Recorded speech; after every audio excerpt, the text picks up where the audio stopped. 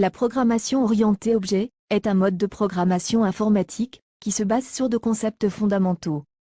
L'objet, qui est un conteneur symbolique et autonome, qui contient des informations et des mécanismes. Ces informations sont des attributs, propres à l'objet, et qui peuvent prendre des valeurs selon la nature de l'attribut. Les programmes, ou fonctions qui décrivent les actions susceptibles d'être subies par l'objet. Ils peuvent être appelés par un simple clic, ou autre événement déclencheur de procédure. Par exemple, un objet peut être un joueur de foot dans un jeu vidéo. Ses attributs sont la couleur des cheveux, du maillot, ses chaussures, son nom, son type de dribble, sa force de frappe, etc. Les actions qu'il peut faire, ou ce qu'on appelle ses méthodes, sont courir, sauter, frapper la balle, fêter un but.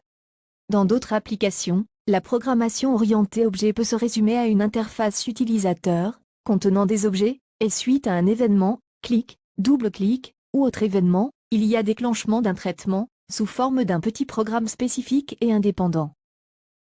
JavaScript est un langage orienté objet, basé sur les éléments figurant sur une page web.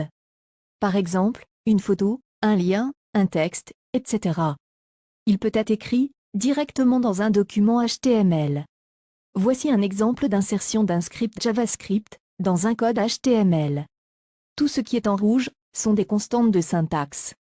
Et donc, ne change jamais. On remarque une balise ouvrante, script, et dont la valeur de l'attribut, langage, vaut JavaScript. On utilise la fonction alerte pour afficher le message bonjour sur l'écran.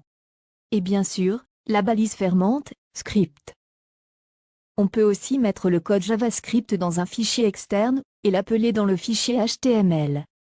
Le fichier externe de stockage est un fichier texte d'extension .js. C'est un fichier JavaScript.